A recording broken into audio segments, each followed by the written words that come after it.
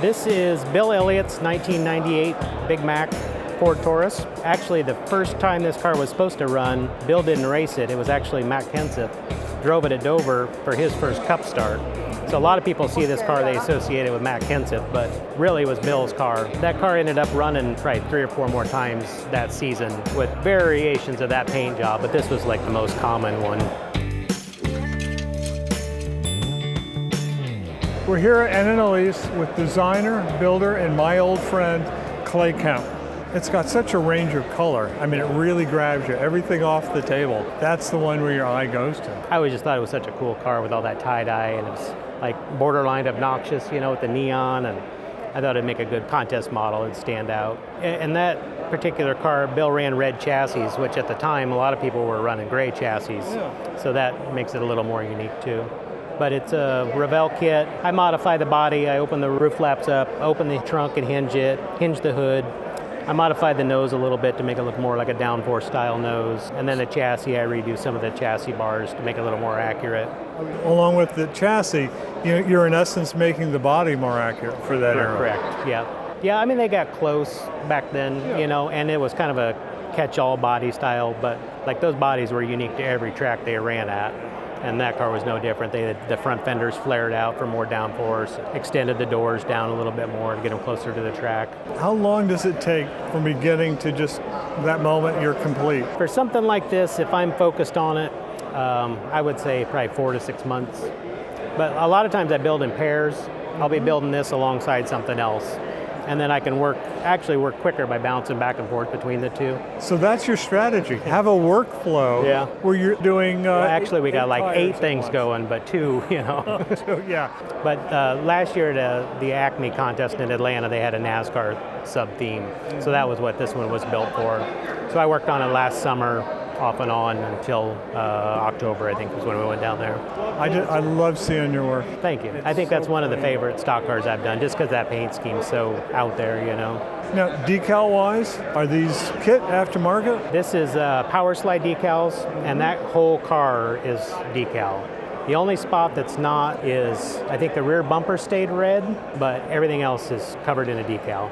And I painted it red and yellow at the start, but it ended up all getting covered. You gotta really like decals, you know. The decals alone, when you're doing something like that, is that like a good portion of a day? Well, on this one, I put all the tie-dye decals down first and then clear coated it and polished it. And then I add all the smaller decals, numbers, sponsors, so you can see they're over the top of the clear. That way it kind of blends in that tie-dye decal, makes it look all like one complete unit, you know, or one paint job. And then you can add all the other stuff over the top of it. But I machined a lot of parts for it. I've got a lathe and a mill. So like oil tanks, radiators, fire bottles, anything like that. The fuel filler in the trunk, I machined all that. So for reference for that, are you going to the internet? I know you spend a lot of time at the track. A lot of books and magazines. Some internet stuff helps. Sometimes I'll just take the kit part and duplicate it in metal. You know, like the radiator, I just took the kit part and used that as a guide and modified it a little bit, but for the most part, it's similar to what the kit part is. So the advantage of duplicating that in metal gives you more detail? More detail. By matching the kit part, you know it's going to fit. You know, it's going to be roughly the same size. And, you know, metal is just always going to look better than paint. You know, you can't... What's better than real? Right. You can't beat a finish on that machined aluminum. I think this car also has the machined oil tank, the spring perches, the diff cooler, all that's machined. And then it's got a bunch of RB motion rod ends and bolts and stuff like that. This stuff is all embossing metal. You know, real thin aluminum. You can bead roll it and add the rivets and whatnot. The underside alone is just a piece of artwork. Yeah. You could hang it on the wall that way, and I'd be happy to. Yeah, that's where the mirrors help. You can kind of be able to still see all that stuff. I love building detailed stock cars like that, so it's not everybody's cup of tea. They don't like it when I put the roof flaps up or the window nets hanging down, but to me, I just love that style of building. Especially with the wheels off. I mean, it has that something's going on look, and it displays all that detail so well.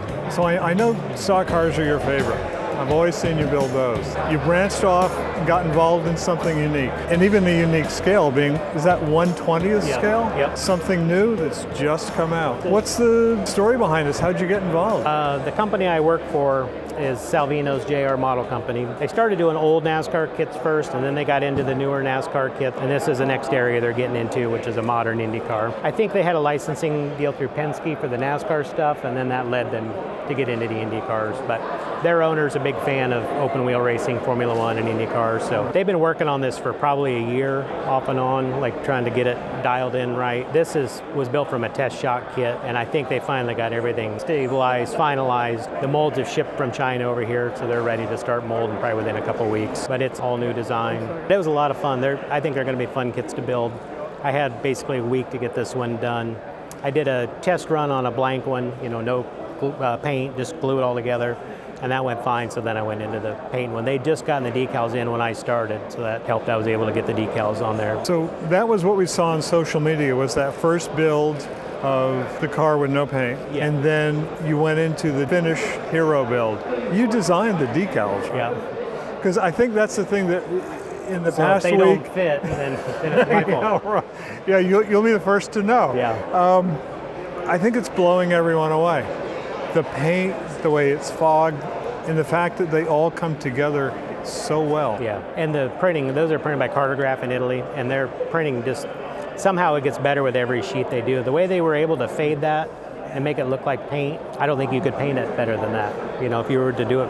Because when I first saw this car, I originally thought, well, I'll just paint it. I'm not going to bother with the decals. I can airbrush that in no time, but the only thing I did was the fade of the decal stopped about here, and while I still had red in my airbrush after I decaled it, I just fogged to blend the decal into the paint. You blended it in, so you overcoated the decal with paint? Just like maybe this much, just like right through there. And that paint apparently did not affect the medium itself. Yeah, it's such a light coat. I designed and drew the decals for that car as well. My main part-time job was doing stock car decals. So They got 4 kits planned right away. 3 of them are going to have Chevy engines, one's going to have a Honda engine, and you'll get one or the other depending on which kit you get. And then I think they want to do this year's Indy 500 winner, and then after that maybe go back and do some of the other older 500 winners that would fit this kit. Marcus Ericsson, I think Elio, both would fit, but they've got plans for a lot more drivers, so hopefully they do well. I think they will. I mean, they look like they'll build well without a lot of difficulty. Right. The reward is amazing. I think one of my favorite parts about it is however they did the tires, you don't get a mold seam on them. And on an open wheel car, that's pretty important to have smooth tires. You don't have to sand them and try and get that seam off of there. I didn't even sand these tires. They look proper without it, Yeah, they look wonderful. The sheen on the top is really nice. You got the Firestone decals and everything else you need. Will there be chrome parts? No, only the Penske cars run those chrome finished on that stuff. Most of the other cars have black wheels and black suspension arms, but no, there may be carbon fiber decals for it. I think they're still working on that, but hopefully those will be part of it too. It's sharp looking. Yeah, I think they're cool. You got to be really happy with all that. The body panels go right back together too and all kind of lock into place. You could display it, open or all closed up. Those are plastic, not brass panels. Right. It's probably about 92% humidity in this room right now, and you would think you'd get a little bit of flex going on, but they fit right in there, so that's really encouraging. They've done a great job in tooling. I think they've got a great guy doing the graphics. It's so perfect. It's so good to be building models in this era right now. I've known Clay for a long time. We decided you were 15 years old when we met? Back in the late 80s, there was a full-size car racing magazine named Circle Track Magazine, and they would run a model contest. And the first year was open for everybody.